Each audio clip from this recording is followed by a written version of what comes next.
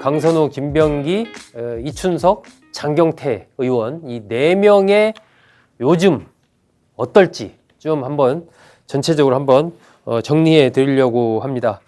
강선우 의원 민주당을 탈당해서 무소속 의원이죠. 2022년 1월 달에 공천 대가로 1억 원을 받은 혐의로 지금 재판을 받고 있죠. 이 김경 시의원이 이제 돈을 줬다 이렇게 얘기를 했죠. 김경 전 서울시 의원 그리고 그 중간에 이제 전직 보좌진이었던 인물은 두 사람 다 잘못을 좀 반성하고 있다 하는 이제 그런 맥락으로 이 혐의에 대해서 어느 정도 인정을 하고 있는 그런 상황입니다. 반면 이제 강선우 의원은 모든 혐의를 지금 부인하고 있는 그런 상황이 계속해서 이어지고 있습니다. 최근에 강선우 의원이 이제 쌍방울 그룹으로부터 후원금을 받았다는 의혹과 관련된 고발 사건, 이걸 경찰이 전부 불송치를 했습니다. 강서경찰서인데요. 지난 6월 18일 증거 불충분을 이유로 혐의 없음 불송치 결정을 했습니다. 이게 이제 강선우 의원과 관련해서는 당시에 이제 1억 원을 공천 대가로 받은 그런 혐의와 함께 이 쪼개기 후원을 받은 이 부분이 이제 문제가 됐었는데 쪼개기 후원 부분 그리고 이른바 갑질 부분 이런 쪽에 대해서 이제 무혐의 이런 처분을 받은 거죠. 또 2021년 12월에 이 강선우 의원 지역구의 복지재단을 통해서 6천만 원 상당의 후원 물품을 쌍방울 그룹이 전달하고 이걸 강 의원이 나눠줬다라는 이것에 대해서도 이제 불송치 판단을 경찰은 내렸습니다. 그러니까 강선우 의원의 보좌진 갑질 의혹 그리고 쪼개기 후원 의혹 이런 부분에 대해서 이제 불송치 결정을 경찰이 내린 거죠. 남은 건 김경 전 서울시 의원의 1억 공천 헌금 수수 의혹 이 부분에 대해서는 계속해서 지금 수사가 진행이 되고 있는 그런 상황입니다. 2022년 1월 달에 한 호텔에서 김경 전 시의원과 강선우 의원이 만나서 그때 이제 1억 원을 줬다라는 그런 혐의로 이제 재판에 넘겨졌고 3월 3일 날 지난 3월 3일 날 이제 구속영장이 발부돼서 두 사람이 구속이 됐죠. 강선우 의원은 어쨌든 자신의 혐의에 대해서 전부 다 부인을 하고 있는 상황입니다. 두 사람이 말을 맞췄다 이렇게 좀 주장을 하고 있고 반면 김경 전 시의원과 이 남씨 전 보좌진 측은 혐의를 인정을 하고 있습니다. 그래서 과연 이것이 앞으로 이제 어떻게 흘러갈지 거의 조사가 상당 부분 진행이 된 것으로 그렇게 좀 보이고요. 김경 전 시의원은 불구속 상태로 재판을 좀 받을 수 있도록 해달라 이렇게 지금 법원에 요청을 낸 상태입니다. 그래서 지난 7월 10일 날 보석 신문을 받았죠. 아직 결정은 안 됐습니다. 나올 수 있을지 없을지 그러면서 어쨌든 공소 사실을 전부 인정하면서 뼈저리게 반성하고 있다라는 게 김경 전 시의원 측의 입장입니다. 이게 팽팽히 맞서고 있는 거죠. 줬다는 쪽과 안 받았다는 쪽. 계속해서 지금 이 돈 1억 원과 관련된 부분은 계속 가고 있는 그런 상황. 현재 그것이 이제 김경 전 시의원 또 강선우 의원과 관련된 현재의 이 수사 상황입니다. 자, 그러면 이제 김병기 의원 원내대표를 지냈죠. 김병기 의원 상황은 어떨까요? 지금 경찰 수사가 진행된 지 벌써 11개월이 지났는데 아직도 결론이 안 났습니다. 제자리 걸음은 아니지만 결론이 아직도 안 났다. 11개월 수사를 했는데 그러면서 이제 김병기 의원 7차례 출석해서 조사를 받았습니다. 그래서 이 김병기 의원에 대한 조사, 수사 자체는 거의 마무리된 걸로 그렇게 좀 판단이 됩니다. 단지 이제 결정이 아직 안 난 그런 상황인 거죠. 김병기 의원은 지난해 9월 달에 13개 혐의로 이 동작경찰서가 수사를 시작을 했습니다. 뭐 대한항공 호텔 숙박권 수수 의혹, 뭐 지역구 병원 특혜 의혹, 또 차남의 뭐 숭실대 편입 의혹, 쿠팡 대표와의 또 오찬 회동 및 인사 개입 의혹, 뭐 경찰 수사 무마 청탁 의혹 등등등 해서 13개 혐의로 동작경찰서가 수사를 했습니다.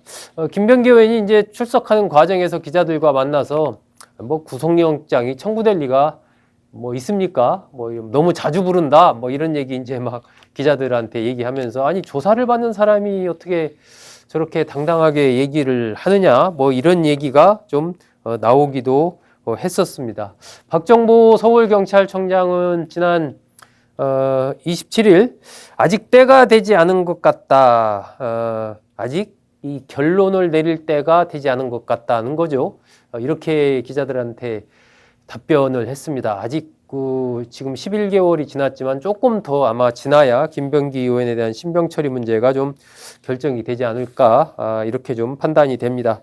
자, 이런 상황에서 이 고발한 시민단체죠. 서민민생대책위원회가 지난달 31일 서울경찰청에 수사 심의 신청서를 제출을 했습니다. 뭐 어떤 수사 결과의 적정성이나 적법성 이런 것이 좀 문제가 있다. 현재 어떤 침해받았다라고 판단할 때 할 수 있는 절차죠. 수사 심의를 열어달라 신청서를 제출을 했습니다. 뭐 김병기 의원 측에서도 좀 빨리 이 수사를 진행해달라 이렇게 요청을 하는 상태이기 때문에 이 수사 심의가 열릴 가능성이 좀 커 보입니다.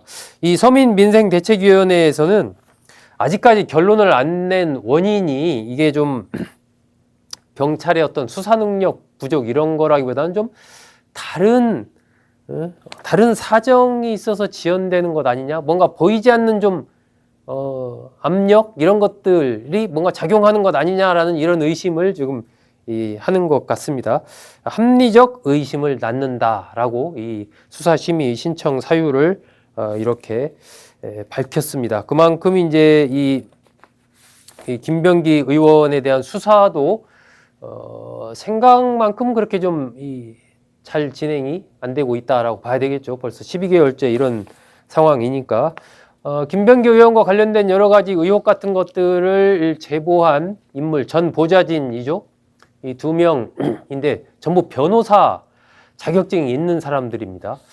이 전 보좌진들이 언론에 나와서 변호사가 이렇게 협조를 적극적으로 하고 이렇게 가고 있는데 이렇게 결과가 안 나온다면 변호사 자격증이 없는 일반 국민이 조사를 받을 때 그러면 잘 할 수 있을 것인가, 우리나라 사법체계에 대한 회의감이 많이 든다, 이런 얘기를 했습니다. 이것이 지금 뭐 형사소송법 개정과도 관련해서 좀 주목해 봐야 될 그런 포인트가 아닌가 싶기도 합니다. 어쨌든 이 두 명의 보좌진들은 변호사로서 아주 법을 잘 아는 사람들이기 때문에 적극적으로 경찰 수사에 협조를 했는데도 좀 잘 진행이 안 된다라는 거죠. 우리도 이런데 일반 국민은 과연 잘 되겠냐, 이런 얘기를 지금 하는 거죠. 그래서 어쨌든 김병기 의원에 대한 현재 수사 아직 결론이 안 났다, 말씀드렸고요. 자, 이춘석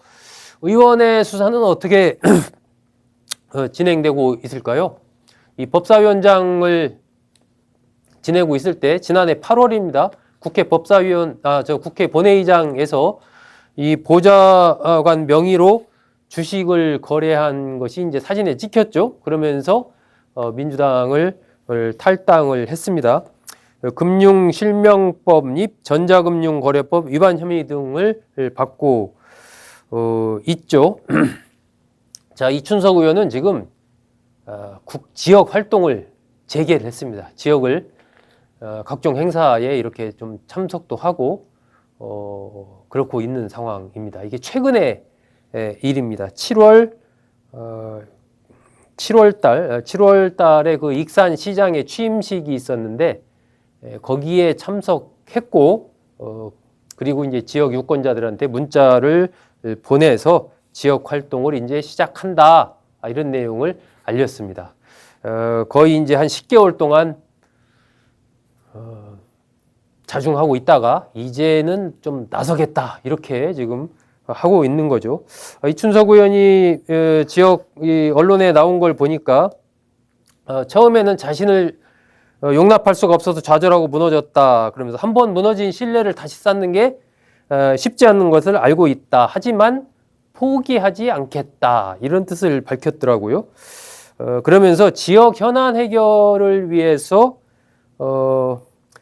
재정경제기획위원회에서 1년 또 나머지 1년은 국토교통위에서 일하게 됐다. 상임위에서 여기서 일하면서 지역 발전을 위해서 노력하겠다. 그러면서 이제 최근에 이 반도체 광주 전남으로 간 것과 관련해서 반도체 투자 구상에 전북이 소외됐다는 우려가 있는 것을 잘 알고 있다. 이런 걸 좀 반영할 수 있도록 국회에서 노력하겠다. 이런 얘기를 했더라고요. 그러다 보니까 이제 아니 그 무리를 일으켜서 지금 당도 탈당하고 법사위원장도 내려놓고 자중했는데 이제 지금 1년도 안 된 시점에서 다시 지역 활동을 재개하겠다는 거냐, 이거 지역민들을 너무 지역 유권자들을 무시하는 것 아니냐, 이런 지금 비판도 나오고 있는 상황입니다. 경찰은 이제 검찰이 이춘석 의원에 대해서 재수사와 보완 수사 요청을 했었습니다. 그런데 경찰은 재수사 보완 수사와 관련해서 뭐 똑같은 할 필요가 없다라고 해서 똑같은 걸 다시 검찰로 그냥 다시 보냈습니다. 재수사 요청에도 기존의 무혐의 판단을 유지해서 그대로 사건을 검찰에 넘겼다라는 겁니다. 차명 거래 혐의는 인정되지만, 그러니까 보좌관 명의로 거래했으니까요. 그건 다 드러난 사실 아닙니까? 그건 인정을 하지만 미공개 정보 이용 혐의, 이 자본시장법 위반 이 부분은 성립하지 않는다. 이렇게 결론을 낸 거죠. 여러 가지 이제 뭐 청탁금지법 위반 등의 혐의 이런 것들도 같이 들어간 상황인데 어쨌든 검찰의 재수사 요청에도 똑같은 혐의가 없음 이렇게 이제 상황이 간 그러한 상황입니다. 차명거래 혐의 이쪽으로 좀 현재 이춘석 의원과 관련된 수사도 좀 가고 있는 것 아닌가. 어느 정도 이제 좀 뭐 지역 활동을 재개했다라는 것은 이게 좀 이제 움직여도 되겠다 아마 이런 판단을 했다라고 봐야 되지 않나 싶습니다. 자, 마지막으로 장경태 의원 상황은 어떤지 좀 볼까요? 장경태 의원 민주당 서울시당위원장 맡으면서 있다가 2024년 10월이죠. 서울 여의도의 한 식당에서 다른 국회의원실의 보좌관 A씨 에게 부적절한 신체 접촉을 한 혐의를 받습니다. 여성이죠.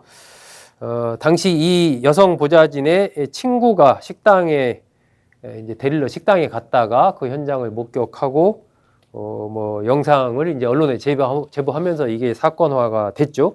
장경태 의원은 혐의를 다 부인을 하고 있습니다. 그러면서 이 여성 보좌진 A씨에 대해서 무고 혐의로 맞고소를 한 그런 상황입니다.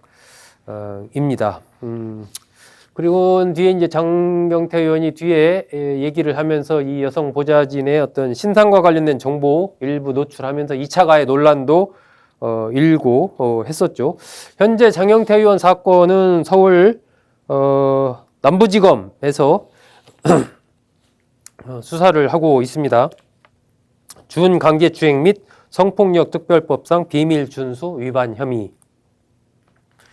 3월 20일 날 민주당을 탈당을 했고, 민주당은 이제 탈당한 이후에 사후 제명 의결 처분을 했었죠. 이런 가운데 그 한국경제신문에서 이 장경태 의원이 옛 지역사무실에서 민주당 상무위원회 회의가 열렸다라고 하면서 당 지역 조직이 사실상 장경태 의원의 영향력 하에서 그대로 움직이는 것 아니냐, 이런 보도를 얼마 전에 7월 14일인가요? 그런 보도를 했습니다. 탈당을 하고 민주당이 제명을 했지만 사실상 이 동대문이죠. 이 동대문을 장경태 의원의 지역구에 대한 영향력, 이것은 여전히 유지하고 있는 것 아니냐, 이런 맥락의 보도를 냈습니다.